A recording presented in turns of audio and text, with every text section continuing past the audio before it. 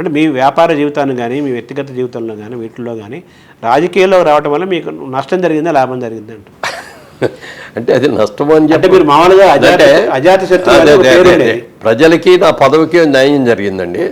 నా పర్సనల్ లైఫ్లో మాత్రం నాకు నష్టమే జరిగింది. అదే అంటున్నా సార్. మీరు మామూలుగా అంతకుముందు మురళీమోహన్ అంటే అజాత శత్రువు అనే పేరే ఉంది. రాజకీయాల్లో విమర్శించిన చాలా మంది ఉన్నారు. అదే నేను ఎక్కడ ఒక రూపాయి అంటుకోలేదండి. ప్రతిదీ కూడా నా సొంత డబ్బులతో నా జేబులు డబ్బులు ఖర్చు పెట్టాను. ప్రజాధనాన్ని ఎక్కడ ఒక రూపాయి కూడా వేస్ట్ చేయాల. అలాంటిది నెక్స్ట్ ఎలక్షన్ రాబోయే ముందు నన్ను గురించి రాజమండ్రిలో ఉన్న ఇసుకంతా అమ్ముకొని మురళీమోహన్ కోట్లు సంపాదించాడు అని అన్నారు కమ్యూనిస్ట్ పార్టీ వాళ్ళు. నాకు చాలా బాధ కలిగింది. ఇంత నీతిగా నిజాయితీగా చేస్తే నేను ఇసుక అమ్ముకోవాలా? నాకు నిజంగా డబ్బులు సంపాదన కావాలి. నా వ్యాపారాలు నాకున్నాయి, నా సినిమాలు నాకున్నాయి. అప్పుడు మాత్రం బాధపడ్డాను. ఎన్ని మామూలే మనం ఎన్ని లక్ష్యాలు. రాజకీయాల్లోకి వచ్చిన తర్వాత ఇటువంటి ఎదుర్కోవాలన్న అనుభవాలు మీకు వచ్చాయి. నేను గతంలో మేము ఇంటర్వ్యూ చేసిన సందర్భంలో అప్పుడు మీరు పార్టీలో ఉన్నారు యాక్టివ్గా. దేవుడు సేవ చేయాలనేది, టీటీడీ చైర్మన్ అవ్వాలనేది మీ ఒక సంకల్పంగా మీరు నాకు చెప్పారు గత ఇంటర్వ్యూలో. అయితే ఆ టైంలో మీరు ఎక్స్పెక్ట్ చేశారు, వస్తుందని కూడా అందరూ అనుకున్నారు. అయితే అప్పుడున్న పాలసీ ప్రకారము ఆల్రెడీ ఎంపీగా ఉన్న ఒక పదవిలో ఉన్నారు కాబట్టి 2 పదవులు ఇవ్వటం కుదరదు కాబట్టి అని చెప్పేసి చంద్రబాబు చెప్పడం ఆయన పరిస్థితులు అర్థం చేసుకున్నారు. ఇప్పుడు మీకు హాయిగా మీరు ఏ పదవి లేదు కాబట్టి ఇప్పుడు టీటీడీ చైర్మన్గా మీరు ఇప్పుడు ఇచ్చే సిద్ధంగా ఉన్నారా? ఇచ్చే అవకాశాలు ఉన్నాయా? అటువంటి వాతావరణం నడుస్తుందా? ఇచ్చే అవకాశం ఉందో లేదో నేను చెప్పలేనండి. అది ఆ వెంకటేశ్వర స్వామి కృప, చంద్రబాబు నాయుడు గారి ఆలోచన రెండు కలిస్తే డెఫినెట్గా వస్తుంది. వస్తే మాత్రం అంతకంటే మహాప్రసాదం తీసుకొని చేస్తాను. నాకున్న కోరిక అదొక్కటే. చెప్పారు మీరు రాష్ట్రీయ. నాకున్న కోరిక అదొకటే. ఎందుకంటే రాజకీయంగా నేను ఏదో మంత్రి అవ్వాలో లేకపోతే ఇంకోటి అవ్వాలో నేను అనుకోవట్లా. అలాంటి అవకాశం, సేవ చేసే స్వామికి సేవ చేసే అవకాశం వస్తే మాత్రం మనస్ఫూర్తిగా అంగీకరించేస్తాను. అంటే ఆయన దృష్టికి మరి చాలా గ్యాప్ వచ్చింది కదా, ఆయన దృష్టికి ఏమైనా తీసుకెళ్లారా? లేదండి, నాకు ఇది ఉందనే సంగతి ఆయనకి తెలుసు. ఆయన పిలిచిస్తే మాత్రం పుచ్చుకుంటారు కానీ వెళ్ళి అడగాలని అనుకోవట్లా. కానీ ఆయనకు ఒక ఆలోచన కూడా ఇప్పుడు మళ్ళీ చాలా కాలం అయింది కదా, ఆయన తెలిసి ఉండొచ్చు. ఇప్పుడు చాలా కాలం అయింది. ఇప్పుడు సమీకరణలు మారాయి, కూటమి ప్రభుత్వం నడుస్తుంది. అవకాశం వస్తే చెప్పు, అడిగి చూస్తారు ఒకసారి. అదే దొరకైతే అడగల. మీరు అన్నారు నా కోరిక. సోషల్ మీడియాలో బోల్డని నా పేరు వచ్చేస్తుంది ఆల్రెడీ. అదే ఆయన దగ్గర చేరుంటుంది. సో టీటీడీ చైర్మన్ అవ్వాలని ఎందుకు మీకు అంత సంకల్పం సార్? అంటే ఒక టీటీడీ చైర్మన్ అనేది చాలా ఉన్నతమైనది, పవిత్రమైనటువంటి చైర్మన్ అండి. మిగిలిన చైర్మన్లు అంటే రకరకాలు ఉంటాయి. ఒక దేవాలయానికి బ్రహ్మాండంగా తెలుగు ప్రజలు అందరూ కూడా మా వెంకటేశ్వర స్వామి అని చెప్పుకునేంత పవిత్రమైన వెంకటేశ్వర స్వామి సంస్థానంలో నేను చైర్మన్గా చేశానంటే నా జీవితానికి ధన్యం అయిపోయినట్టు ఇది చాలు నాకు జీవితానికి అనుకుంటాను. అందుకని నేను అనుకున్నాను తప్ప వేరే అధికారం అని కానీ లేకపోతే అది అడ్డం పెట్టుకొని ఏదో చేయొచ్చు అని కానీ ఏమి చేయదలుచుకుంటే మాత్రం 100కి 100 పాళ్ళు స్వచ్ఛంగా చేస్తాను.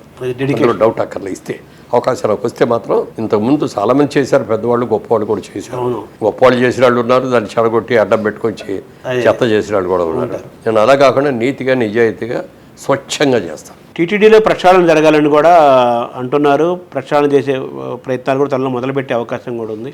ఇటీవల శ్యామలరావు గారిని ఈవోగా వేశారు. అదే ఇప్పుడు ఈవో గారిని జేఈఓ గారిని కూడా మంచి చేశారు. అవును, చాలా ఎక్స్పర్ట్ బ్రహ్మాండమైన వాళ్ళు చేశారు. అదే ఇప్పుడు వాళ్ళ వరకు జరిగింది. అవును, నెక్స్ట్ ఇదేమిటి అనేది చంద్రబాబు నాయుడు గారు అందులో అసెంబ్లీ జరుగుతుంది. చాలా బిజీగా ఉన్నారు, విపరీతమైన బిజీగా ఉన్నారు.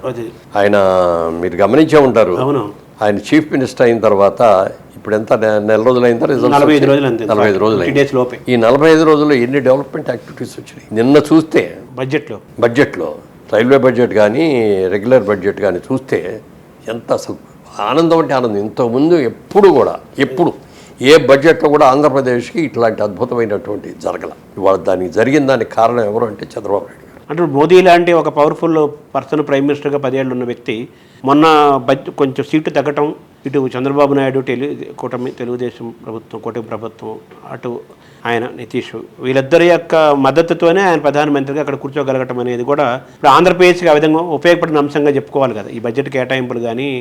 సో ఆ విధంగా మంచి రోజులు ప్రారంభమైనండి, బ్రహ్మాండంగా జరిగింది. చాలా బాగా నిన్న బడ్జెట్లో చూస్తా అంటే కడుపు నిండిపోయింది అనమాట.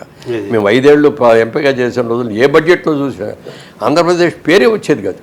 ఇంతకుముందు మేము కూడా ఎన్డీఏలో ఉన్నాం కదా, ఎన్డీఏలో ఉన్నా కూడా ఏమీ హెల్ప్ జరగల. బట్ ఇవాళ మాత్రం సిచ్యువేషన్ వేరు. మీరు అన్నట్టుగా ఇవాళ దానికి తగ్గట్టుగా ఈ కూటమి ఇలా బలపడటానికి కారణం మాత్రం పవన్ కళ్యాణ్ అండి. బాగా లీడ్ తీసుకున్నాడు. చక్కగా చంద్రబాబు నాయుడు గారిని ఒప్పించారు. తను కూటమి కాకుండా మోడీ గారి దగ్గర మోడీ గారిని ఒప్పించాడు. ఈ కూటమి.